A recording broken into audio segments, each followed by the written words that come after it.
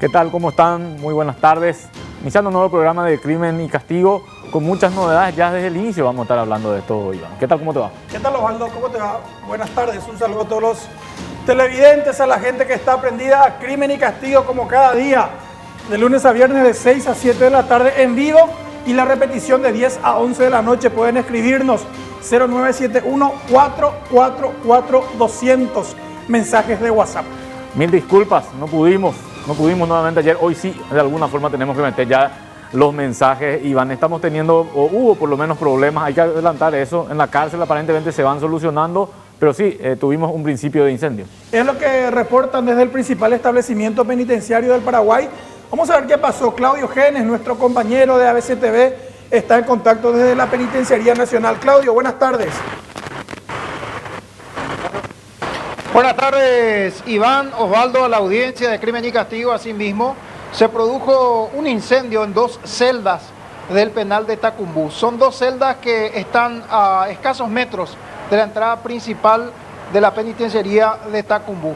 Según el capitán Luis Saldívar, con quien conversamos hace algunos minutos, el incendio se produjo en una de estas celdas. De momento se desconoce el origen, cómo se inició este incendio, pero sí se puede presumir que aparentemente hubo un cortocircuito, pero se tejen otras especulaciones, como por ejemplo de un amotinamiento. Pero bueno, esas son informaciones extraoficiales. Nosotros queremos también conversar con el director de la penitenciaría de Tacumbú para tener la versión oficial de qué fue lo que realmente ocurrió. Le consultamos al capitán Saldívar si qué elementos se quemaron al interior de la celda y nos decía que aparentemente habían colchones que se quemaron, pero no ingresó al interior de la celda, fueron sus compañeros de tarea, pero según informaciones extraoficiales aparentemente se quemaron algunos colchones al interior de la celda, de una de las celdas, y esto también se trasladó a la celda contigua. Y bueno, pero ya fue controlado el fuego en estos momentos. Los bomberos ingresaron al interior de la penitenciaría, ya el fuego está controlado y ahora se procede al enfriamiento del lugar. Y bueno, nosotros también atentos para conversar con el director del penal de Tacumbú. Claudio, ¿se pudo determinar el sector donde afectó el fuego? Tengo que decir, Aldo, estamos hablando de dos celdas que están a escasos metros, a pocos metros de la entrada. Estamos teniendo algunas dificultades en la... Claudio. Capitán, ahí está. Están a escasos metros de la entrada principal de la cárcel. ¿Qué había al interior de la celda, capitán? No, Bueno, son prendas. Estamos teniendo algunas dificultades, justo. Bueno, vamos a recuperar enseguida cuando tengamos el audio, apenas nos indiquen. Estamos en pleno lugar de la cobertura. Hay que decir que se controló ya, lo primero, porque los familiares también siempre van a querer estar atentos a esta situación. Se había informado, como había dicho Claudio, que nos va a estar ratificando dentro de un rato todo esto, de que aparentemente hubo un intento de motín. La cárcel o la dirección carcelaria informó oficialmente que fue un principio de incendio, pero no explicó a raíz de un motivo. Cortocircuito. Sí, pero en realidad no entraron en muchos detalles. Por eso es que Claudio está queriendo indagar a fondo ya exactamente qué fue lo que ocurrió. Y esto también sucede en medio de toda una situación de que los presos están reclamando reivindicaciones, estuvieron inclusive reuniéndose ya con representantes de la Corte Suprema de Justicia, ayer específicamente. Y si hay un ambiente pesado entre los reos de las 18 cárceles para adultos que administra el Ministerio de Justicia, entre varones y mujeres. Principalmente los convictos están reclamando, Osvaldo, que se adopten medidas de higiene en las prisiones, en algunas de ellas con riesgo de contraer el coronavirus. También exigen, por sobre todo, celeridad judicial, y ahí se abren dos ramas. Dicen, tenemos a muchos compañeros presos muy viejos, y tú ya tereima, que ya no te ven y la cárcel, pues ya no representan un peligro. Entonces, por favor, piden las autoridades judiciales tratar de descomprimir el sistema, como otorgando alguna medida menos gravosa a las personas ya de avanzada edad, y también los presos reclaman celeridad con los procesados por delitos comunes. Aquellos que, por ejemplo, ya cumplieron la pena mínima de 6 meses y que están, por ejemplo, por delitos simples como hurto, hurto agravado, dicen, algunos ya no tienen la necesidad de estar presos, pero nadie nos hace caso. Entonces nos estamos pudriendo literalmente de lo que reclaman algunos reos, que incluso anunciaron que iban a hacer una movilización pacífica en reclamo de la atención de las autoridades judiciales.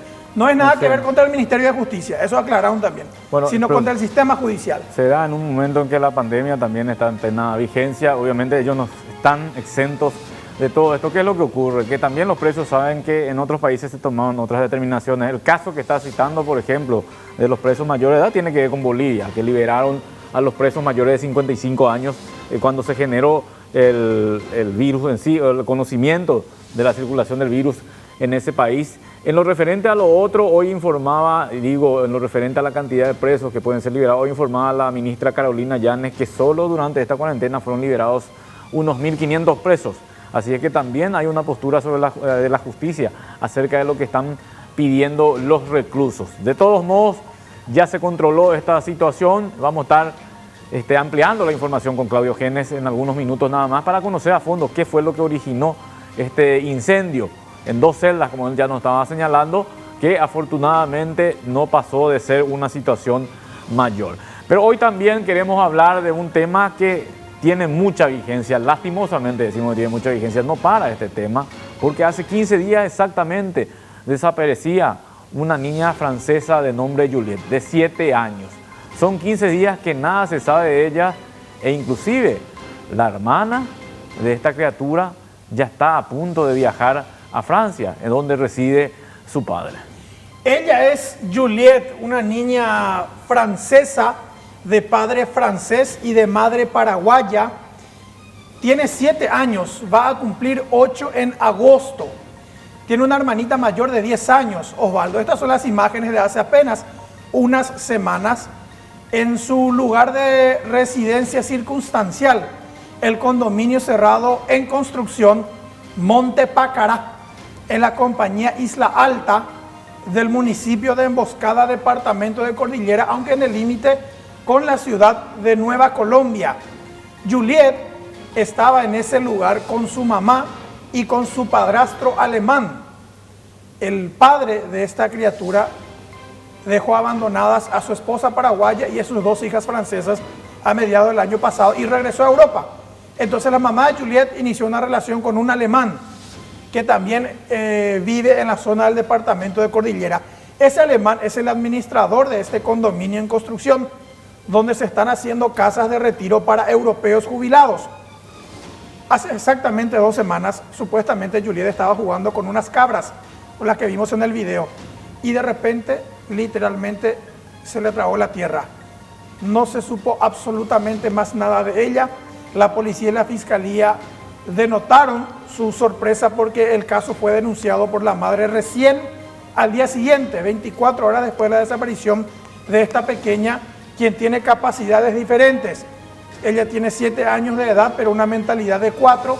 Además padece de una microcefalia, se llama, Osvaldo, y tiene dificultades para caminar y para hablar.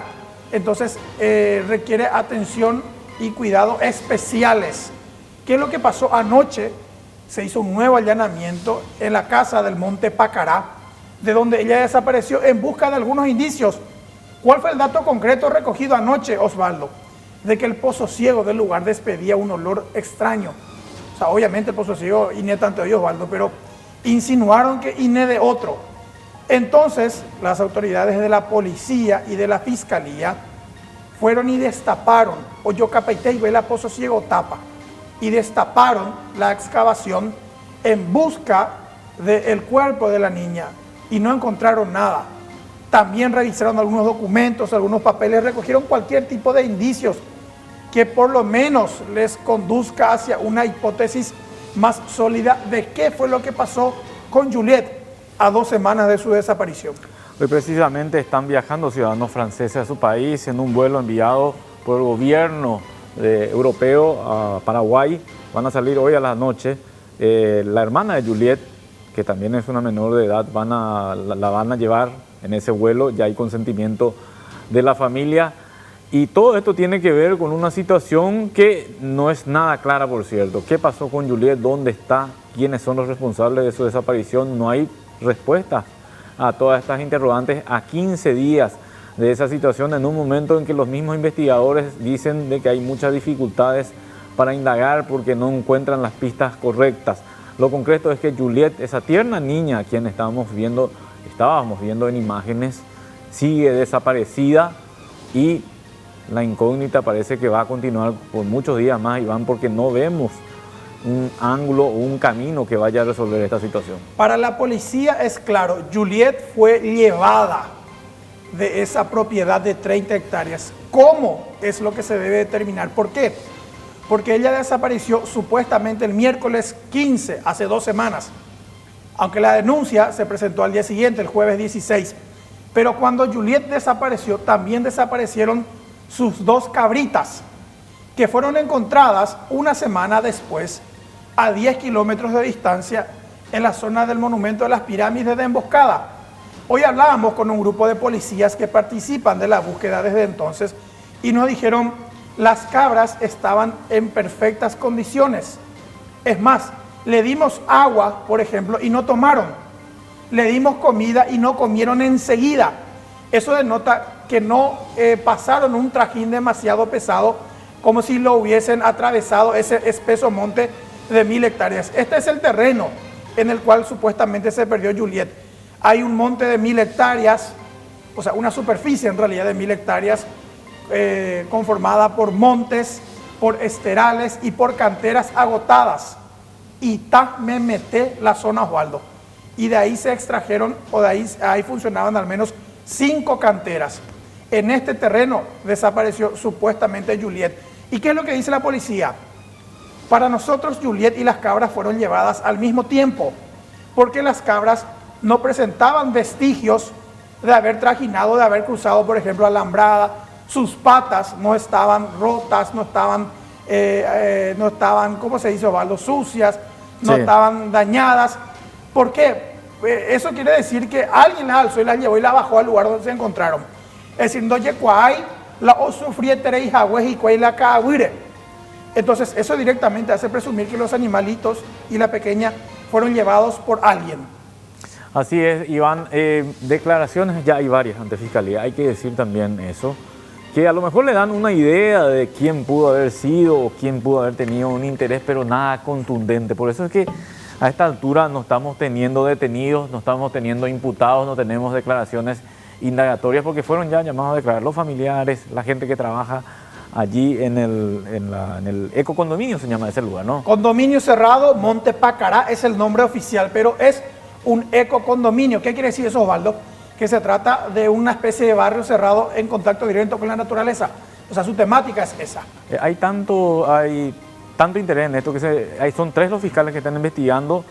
Hay agrupaciones policiales de primer nivel que están en el lugar, militares también que están apoyando, pero los resultados no se dan. Y vos sabés que se empieza a dispersar también un poquito todo esto, Iván, porque ya empiezan las denuncias contra los mismos fiscales, que en este momento no va a aportar mucho esta cuestión. El jurado de enjuiciamiento pidió informe por el trabajo del fiscal Carlos Maldonado. Hay gente que pide su cambio, pero en esencia un cambio no va a ayudar a todo esto. Es increíble lo que está ocurriendo realmente y nos preguntamos cuál puede ser el camino para que aparezca, porque si hay algo que es muy cierto, es lo que señaló el abogado Max Narváez. ¿Y quién es el abogado Max Narváez? Él es el abogado del padrastro de la niña. El alemán. El alemán. Que en un momento también fue indagado y por eso, por lo visto, entró a tallar el abogado. Él mismo lo dijo eso. ¿Pero qué dijo el abogado? A las 9:30 desapareció la niña. Sí. Había gente trabajando. Una persona por lo menos tuvo que haberle visto. No podía haber desaparecido de la nada. Alguien le tuvo que haber visto. Y ese alguien hasta ahora no aparece. ¿Quién le vio? Y apuntó de hecho Osvaldo contra un empleado. ¿Te acordás que nos dijo en la radio ABC Cardinal? Hay un empleado que estaba trabajando y que no pudo haber no visto. Así dijo el abogado. Consultamos eso a la policía y ¿sabes qué? Ese empleado señalado por la propia familia está descartado porque se revisaron sus comunicaciones telefónicas y el extracto de su teléfono y en todo momento el celular marcaba en el mismo lugar. O sea, nunca salió. Se revisaron también los extractos de llamada del padrastro y de la propia madre. La mamá de Juliet, por ejemplo, en ese día en el que supuestamente desapareció su hija, solamente se comunicó con su mamá y con su pareja, el alemán. En tanto que el padrastro alemán, sospechoso también, señalado por la policía, tampoco denota demasiados elementos llamativos el cruce de llamadas, porque esa mañana llamó a fulano, a mengano, a sultano. Todas las personas que hablaron por teléfono con el alemán esa mañana fueron indagadas y coincidieron en su relato con lo que explica el alemán. Es decir, telefónicamente no se comprobó ninguna inconsistencia en el relato de los sospechosos. Un detalle nomás, Iván, que sigo diciendo, ninguno de los sospechosos están siendo apuntados, no se está encontrando nada en contra de ellos, pero la niña desaparece de día, ahí está el punto. En eso sí doy la razón a la persona que dice, no puede desaparecer de la nada, alguien tuvo que haber visto algo y ese alguien o no es encontrado, o no quiere hablar, o no aparece. Para la policía es concreto, no es que ella desaparece. O sea, ahí también creo que tenemos que ir cambiando ya, siempre según la policía. Para la policía ella fue llevada, Osvaldo. Sí. O sea, la policía ahora ya prácticamente descarta que ella se haya perdido yo entiendo en el predio. Pero lo que apunto es que alguien tuvo que haber visto algo. O si alguien le llevó y nadie vio, entonces de ese lugar. Por ejemplo, un sospechoso era el padrastro. Vamos a suponer que el padrastro le llevó o le hizo algo sin querer y vamos a suponer que le atropelló, él le mató y se fue y le enterró. Cosas así como que se tiraron después. El padrastro fue indagado y su teléfono esa mañana se comunicó con fulano, mengano, sultano. Se les convocó a esas personas. ¿Ustedes hablaron con el alemán? Sí. ¿De qué hablaron? De esto, de aquello, de lo otro. ¿Vos hablaste con el alemán? Sí. ¿De qué hablaron? De esto, de aquello, de lo otro. Y todos esos relatos coinciden con el del alemán. Es decir, no hay una inconsistencia. Entonces, todas las personas que estuvieron con Juliet no demuestran alguna anomalía en su relato. Sí, así es, Iván, el caso está trascendiendo. Su padre biológico, porque son de padres separados, está en Francia y esto está obligando también a la intervención del mismo gobierno de Francia, ya motivo por el cual la hermanita está siendo o va a ser llevada a ese país. Hoy a la noche, pero antes, esta tarde, no sé si ahora ya habrá salido, pero tendría que haber sido sometida a la cámara Gesell, la niña, para ver si aportaba algún dato relevante ante la investigación antes de ser enviada a Francia. Ojalá que muy pronto tengamos noticias y positivas acerca de Juliet. A la vuelta de la pausa vamos a estar hablando de más temas de actualidad.